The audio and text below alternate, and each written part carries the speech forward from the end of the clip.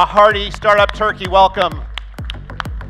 Guys, hi there. So here's the plan for what we're going to do up here. Our job, how many startups do we have out there, just out of curiosity? Raise your hand. Entrepreneurs? Anyone? Woo! So here's the deal, and I just want to say this before I do an interview with my good friend Salman over here. What you are doing is challenging. You have chosen a path that is one of the most resistance, right? You have a lot in front of you. There are challenges. There are, access to capital is a big deal. But what I will say to you is that what you are doing has the potential to change the world economically, culturally, creating jobs. It is a big deal. And so never get so trapped into your bubble that you forget that what you're doing has immense impact on our world. And I will also say, just a little piece of Amy Cosper advice here, one of the major obstacles for entrepreneurs has nothing to do with capital and nothing to do with going to pitch competitions. It has to do with fear. And so what I would urge you, especially the finalists going into the last pitch, once you get across your fear, that is where your success resides. And it's very, very important to remember that. And so with that, I'm going to turn to my good friend, Salman Jaffrey, out of Saudi Arabia. He's with Aramco, and he is one of those people who has so much experience and has been with so many entrepreneurs and has coached and mentored and invested. He is an incredible resource for you. And let's just start. So we've known each other for a while, so we're pretty comfortable together. So we're going to go through this interview, and then we're going to reserve some time at the end for your questions for him. So let's talk about what you're working on now. I know you've got this very storied career. You're with Aramco, entrepreneurial ventures, right? That's That's right. segment. So let's talk a little bit about you and a little bit about the mission and the vision for what you're doing with Aramco. Sounds good. Thanks, Amy. Good afternoon. Assalamu alaikum. It's truly an honor, a privilege to be here. Thank you, Barack, and also just a shout out to the Startup Turkey team, Alif, Asli, and the guys behind the scenes. The last couple of days have been very exciting, very passionate. All the entrepreneurs we've seen. I'm somewhat of a global nomad, like many of the entrepreneurs I've spoken to this week. Born in Pakistan, I've lived and worked in Saudi Arabia for more than 2 decades now. Migrated to Canada, came back, went to Australia for studies, came back, and now pretty much in the Middle East. I'm the chief investment officer of a fund that Saudi Aramco created a couple of years ago. And I'll get a bit about what they do. For those who don't know, Aramco is the national oil company, but it's also a very large steward and stakeholder looking at a lot of areas of economic development in the kingdom. So the fund I'm with right now, I've been with 2 funds with Aramco. The first 4 years was with an energy, oil and gas tech fund, and that's your corporate venture capital, so very strategic money within oil and gas energy space, looking at technologies and then bringing them home. The fund I'm with for the past 2 years, which is the entrepreneurship fund, the SME, small and medium-sized enterprises. It's a innovative and it's a $200 million fund that looks at investing in innovative and impactful early-stage startups. So that sort of rings true with what you're saying about the impact. We're looking at these startups that are either kingdom-based or are inbound and are looking to set up shop in Saudi, and really nurturing that entrepreneurship ecosystem in the kingdom. So, okay, regionally in Saudi Arabia, and really all of the Middle East, entrepreneurship has really become a major initiative for a lot of communities, a lot of government effort going into it. Talk to me about why a country as rich as Saudi Arabia is looking at, the more granular startup community as its next iteration. Mm-hmm. Yeah, so, and this is Saudi and also the region, I guess. It's a very young population. More than half the population is under the age of 30. They're very digital savvy. The digital penetration rate is tremendous. in Saudi in particular, Saudi Vision 2030, the National Transformation Program, the government's put a lot of initiatives and means and mechanisms to encourage private sector growth, to encourage foreign investment to come in, to encourage, and they see startups, they see entrepreneurs as really driving that change and that innovation. The government's been, there's different stakeholders in the country, whether it's the new, well, not new, but it's been there for a couple of years, the SME Authority, Munshaat, which has rolled out a bunch of programs. It's not just capital, it's also education, it's mentorship, it's training. So they're coming out with a lot of these tools and allowing the startups to really flourish because they see that technology, and not just technology, a lot of different sectors are helping with the diversification, with that transformation. So it's really helping the economy, it's helping citizens, it's helping the wider region. So let's move away, let's take it away from a regional discussion onto a global discussion. You work with a lot of entrepreneurs, you've worked with a lot of personalities, you've worked with some real jerks out of Silicon Valley, I know that. What do you see right now as obstacles and challenges for startups and entrepreneurs and founders? Like, it's a big question, but it's really, really important. Is it policy? Is it? So I mean, when you talk to entrepreneurs, you hear that it's capital, right? This is capital. I'm in a different pair of shoes, right? With because I'm the one sitting on this capital, and like a lot of us here, looking to invest in the best startups. I think talent is key. We're seeing that globally and regionally, especially at a very early stage where you're looking for venture equity. That talent, that diversity, that mobility of talent within the region and globally, that really is something that startups are sometimes struggling with. Last couple of days, we had a bunch of startups, and we gave them sort of mentorship on stage, and that's also key, right? As you're growing your startup and embarking on that journey, that you're able to take that feedback, be receptive. One of the great things I was mentioning to you earlier was, I sat through all the 60 pitches, by the way, and from the ones that we did a couple of days ago, they've really taken that advice to action, right? We really saw some tangible changes, and so just being receptive to that as startups. The world is your oyster, right? Think global. Don't think just in that geography that you're in. And just be ready to pivot, be ready to expand and grow. So let's go back to something like the number one pain point for not just entrepreneurs but startups and a lot of companies that are just kind of getting out of the gate is that access to capital. It is the number one pain point. Weirdly, the second pain point is marketing, right? Like just on a different range here. What can be done from your perspective to open up access to capital to more entrepreneurs and more startups, to create more ecosystems, to have that positive impact?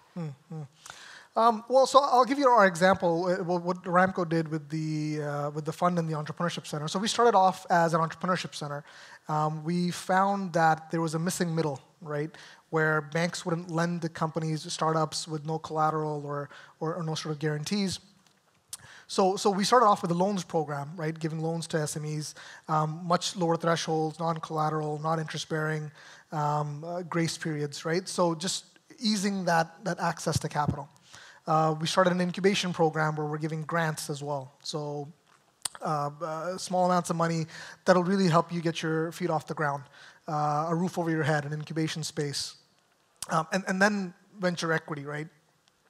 And I would also want to add that it's not everyone is ready for venture equity. So you have to look at your startup and look at whether you're at that stage where you're able to accept. Hang on. What is that stage? Like, how do you know you are ready to chase VC? What are the signs? How do you know? I get that question all the time. Yeah. So I would define it as momentum, right? So you're generating and you're gathering a lot of momentum. Every investor is different. So there are seed stage investors and really early stage, late stage, Series A, B. So know that investor, and for that answer to that depends on where that investor is in. With us, we're largely sector neutral. We're also largely stage neutral. And we're trying to build those verticals out in Saudi. And so we're getting a lot of, but if you look at just market opportunities, deal opportunities in the region, many are sort of seed and early stage. And again, back to your question, and these are things that we talked about the past couple of days as well, right? Where you've got a minimum viable product, you've really tested, validated your product or service. As a VC investor, I'm really drilling down into the team. Right, I don't care for the hockey stick projections. Right, they're all fluff largely, but it's how strong your team is. You've validated the market. The market's big enough for you. There might be some competition, but you're unique enough to sort of offer something different and tangible. So when you say momentum, you said your company needs to have momentum. What does that equal? Does that mean revenue? Does that mean, a minimally viable product? Does that mean, because there are plenty of companies, I don't mean to pick on Silicon Valley, but it's an easy target. A lot of companies have never generated a dime in Silicon Valley, and they are flush with cash. So when you say momentum, I'm curious what that actually means. So I picked up on this from Y Combinator, Sam Altman. I think he wrote about this a couple of years ago. Momentum is, it is part traction, it's part motion, but it's not just moving with something. So you might have some initial users who download the app, and that's great as a start. It gives you a bit of momentum, but then that'll sort of plateau. You're also looking for progress, right? So you're setting milestones you're setting yourself on and VC investors look for that, right? They look for, when we're giving you that $500,000, $1 million, $10 million, what is it going to achieve? What's your milestone that you're going to get to? And then how's that going to build value for me and for the company? Momentum can also be things like just that energy. You hire somebody new to the team, some fresh blood, some fresh thinking, really gives you that energy. As a start, if you're a startup CEO, you won't be able to do everything. There's always going to be things that you're going to have to look for others for advice and guidance. And so bringing that new member into the team might help generate momentum. Talking to customers, right? Just keep talking to your customers. Talk to your spouse as well, because sometimes, or family or friends, really close ones who can give you that honest feedback. For me personally, that gives me momentum in the bunch of things I'm looking at. So let's have a word, if we might, about failure. So in the United States, failure is very much a part of our culture. It's also embraced by a lot of VCs and a lot of private equity people. And in Silicon Valley, again, keeping with that theme, failure is worn as a badge of, pride, right? There's actually even a conference called FailCon that brings together a bunch of people who have failed to teach each other about, the lessons of failure. And so my question for you, while it's a part of, American culture, it's not a part of the culture of the rest of the world. And so what is your advice and your wisdom on the topic of failure? Yeah, that's a good one. Yeah, I agree. It's still something that's being, a lot of startups, a lot of, you have to come to sort of accept failure and then have that failure move you on, and also build that momentum. But it's hard when you see things aren't working out, or if somebody really just crashes your idea. I guess tips for what to do, and I don't want to take this out of the the Avengers Endgame movie, and no spoilers here, but whatever it takes, right? Whatever it takes for you to, obviously you're passionate about your startup more so than anyone, and you have to be more passionate than anyone. You might be looking at things a certain way, and you might be looking, be open to different perspectives. and that's why I say my spouse, because we agree on a lot of things, but I'm still able to get very honest, blunt feedback when I want to, and pivot, right? I mean, I know the word gets thrown around quite a bit. You're getting advice from your customers, you're getting advice from people who are being really blunt, you're getting advice from investors, right? When you're pitching, and just getting all that feedback, taking a step back and saying to yourself, okay, what do I need to do differently to then move forward? I think it was Bessemer, right? Bessemer Ventures out in the U.S.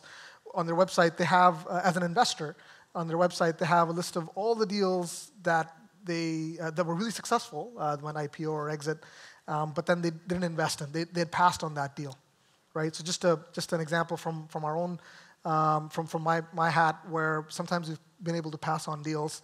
Not quite a failure in that sense, but we've learned from that, and we're seeing, okay, just having that badge and saying, okay, look, what can we do differently?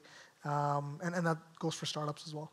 So related to that, okay, so a while ago, I've had a lot of failures launching companies. I had a company that I launched called Crybaby Media. Yeah. And has anyone heard of it? It's because it was a complete and colossal failure. I mean, the cash burn was epic. The challenge I had was really understanding when to let go. And so how do you know when it's time to walk away from something? It just because you're invested emotionally in these ideas, and it's your baby. So what is your take on that? Yeah, when to let go. I think what I've seen with entrepreneurs is that as they're trying to grow, so right, you've got an idea, it's just an idea, and then you put it on paper, you get some feedback. As you're getting co-founders in, and just building that team up, you're getting people on board who are nearly as passionate about the idea and want to be there and be working for you. And I think at that point, if you're not able to say, the writing's on the wall, you're not getting the traction, you're not getting leads. I think at that point, really, you say to yourself, wait, what am I willing to do, right, to turn this around? And usually in those interactions, I find that you get some pieces of feedback. If it's a really competitive space, people have already done it, and they've already done it a dozen times elsewhere. Try to research and find out where they failed and where they've pivoted.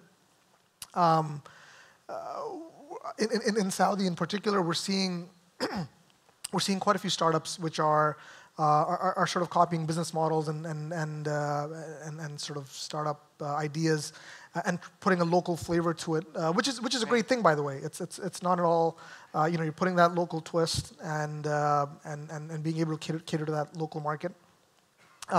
Learn from that, right? And just be able to be receptive. It's your baby, effectively, hard, and yeah. It's hard. Yeah, I mean, it's not easy to let go. At the same time, if you're doing more than one thing, as an investor, I try to shy away if someone comes up to me and says, "Oh yeah, I'm doing this, but I'm also doing this and this." It really questions the commitment and the devotion and the dedication. So I wouldn't recommend hedging your bets and saying, "Okay, if this doesn't work, something else might." But you might evolve and you might pivot into something. And that's still okay. Yeah, no, I agree. I think that's really good advice. But it's until you're in it, it's almost unexplainable. Like the stages of grief you go through. Yeah, you go through the full cycle. Yeah, it's like the whole deal, and then you just have to dust it off and have a little rebirth. So I have one more question for you, and then I want to turn it on our audience, because our job here is to help you be better and to be excellent. And so this is a great opportunity for you to talk to and ask questions of one of the leading minds in finance. So my last question for you is, okay, talking about ecosystem. Okay, so everybody that I consult with or that I meet with, people trying to create ecosystems of entrepreneurship and startups. Like, it's a big, almost saturated market in the States. They all want to be bolder, right? They want to create an ecosystem that's Boulder, or they want to be Austin, or they want to be Silicon Valley. And it just simply does not work that way. You have to be true to your core and to what your region stands for. And I just wonder, for people trying to get ecosystems to take off, what your advice might be. Yeah, and that's a challenge we talk about a lot in Saudi as well. The Silicon Valley model is there, and try to take the best of it and learn from it and engage from it. But it'll be really challenging for you to completely mimic, and Silicon Valley didn't become Silicon Valley in a day. What we've tried to do, and also a lot of stakeholders in Saudi, is look at it from a piecemeal perspective, look at what are all the players, right? So there's been a lot of initiatives on encouraging universities to have incubation and providing accelerator sort of models. The SME Authority, as I mentioned, they've looked at licensing incubators in the kingdom. So there's education, there's incubation, there's mentorship networks. I think we need to do more on events such as these where you're coming from all over the world, mentoring, engaging, networking, and you might have built some friendships and partners that'll last you a lifetime. The public sector has a role to play. Regulators have a role to play. Lawyers, accountants, everyone has a role to play. And I think from Waed's experience, Waed's what we call the Saudi Aramco Entrepreneurship Center. Waed in Arabic means promising. So we're investing in promising ideas and entrepreneurs. So what Waed has done is and we started this a while back before it became really cool to be in entrepreneurship and investing and in SMEs. So looking at different ecosystems and trying to provide where we felt the gap was, whether that's lending or incubation or venture equity. Right. And so there's different models of Silicon Valley, Boston, Berlin, Dubai, and inshallah in Saudi as well, and Riyadh and Jeddah. And Khobra, I have to say, Khobra. Yeah, I think it's just really interesting because I met with the Chamber of Commerce in a little city in Virginia, Waterside City, and their main economic driver is shipping. Shipping containers, shipping stuff, boats. And I went out there, and their first thing they said was, "We want to be a tech hub." I'm like, you ship things. Like, let's maybe play off of that, so that you know what you stand for and you're being authentic with what you're trying to create. So, I mean, it's a big topic, and there are no easy answers. All right, can we ask a few questions? We don't have a lot of time, but I'm telling you, this guy, let's get some questions. No one? Who would like to ask a question? Yeah, put up your hand. We'll bring a mic around to you. There you go. Here's one right here. If you could, yeah, excellent. Hello, Uras from SS Ventures. What's the average ticket size that you invest in Kingdom? Yeah, sorry. I didn't elaborate more on our investment strategy. So for the VC fund, $200 million, sector stage agnostic. We can go up to $5 million. We're typically doing $2, $3, $4 million deals. We can even try to go beyond $5 million, but there's a bit of internal homework we need to do for that. And I think largely some of the rounds and some of the funding that we're seeing in Saudi and in the region, there's a lot of early stage seed, pre-seed sort of stage deals. And then that sort of fits in that sort of gap. But we do co-investments as well. We're trying to look at very selective fund-to-fund type investments as well. And it's another tool for the ecosystem where you sort of gather more and more funds and then more access to capital. I saw another question over on the left side of the room. Who want to just put up your hand if you have a question so our microphones can get to you? Anyone? There's one on the right side of the room waving his hand. Microphone coming. There we go. Just say your name and organization or company so we know who's asking. And thank you for the first person. Hi, I'm Kaveh from Iran, and I'm acting in the ecosystem as a owner of an accelerator and a community builder. So what I didn't hear in your talk was the importance of a local advantage in designing ecosystem. Unlike just imitating from the Western way of developing an ecosystem. I believe this has hurt a lot the local ecosystems to just follow the San Francisco cliches, and this is so superficial.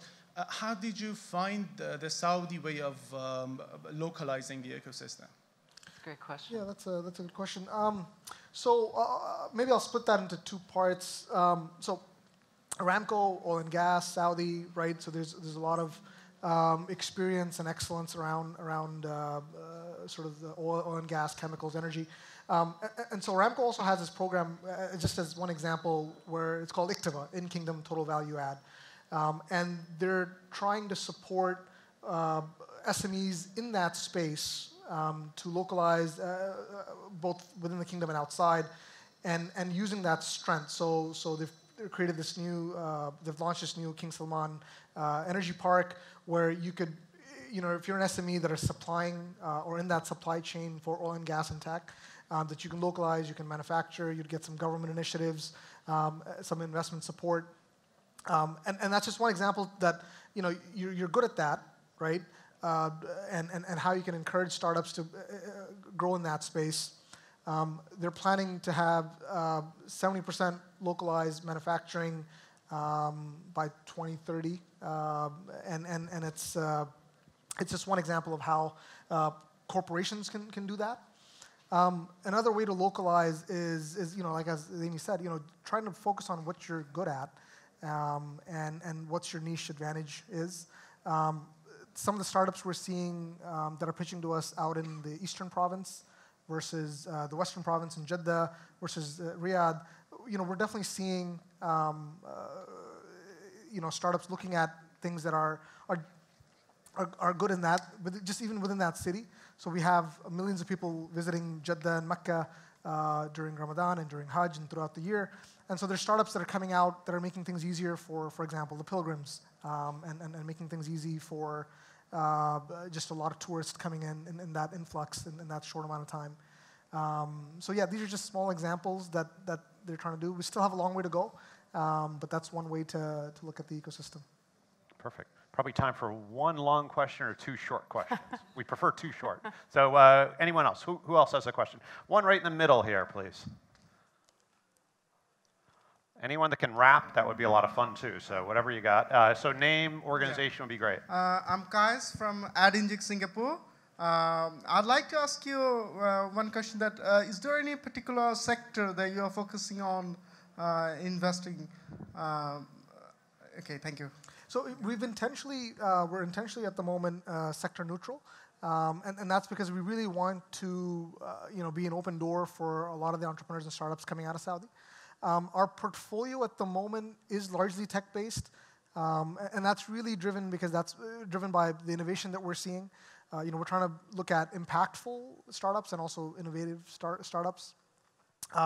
So most of it is sort of tech-based. We've done investments in healthcare, fintech, cloud computing, drones. So we're sort of looking at quite a few sort of sectors. I think in Saudi and also generally in the Middle East region, we're seeing a lot of startups come into the shared economy.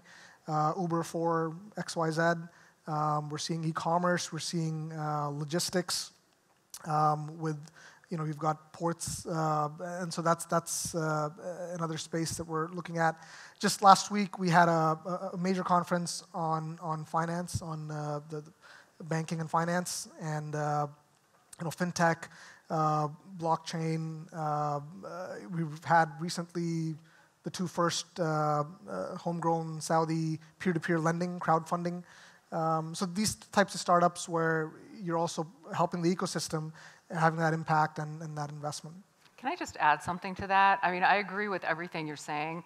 And a question I get all the time is, what sector should I launch into? And the truth of the matter is, again, this is very soft science. This isn't statistically, scientific. But if you are a true entrepreneur, you disrupt any industry. You cannot. It is unpredictable.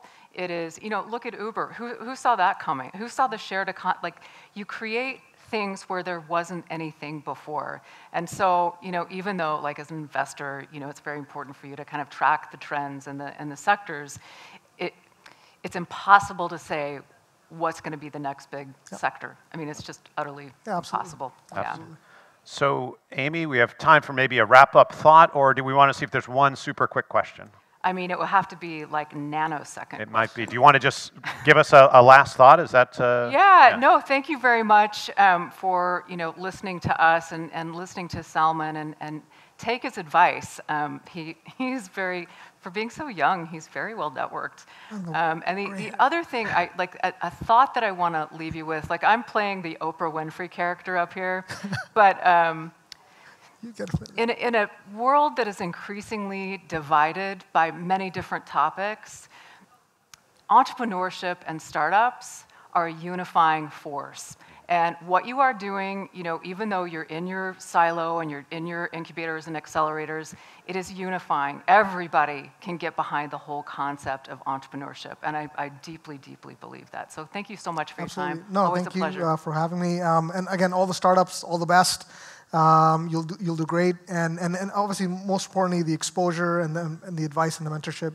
Take it back, think about it, and yeah, you'll do great. And be fearless, right? Be fearless. Yeah. Whatever it takes. Okay. Go watch. Please, let's thank Salman and Amy very much.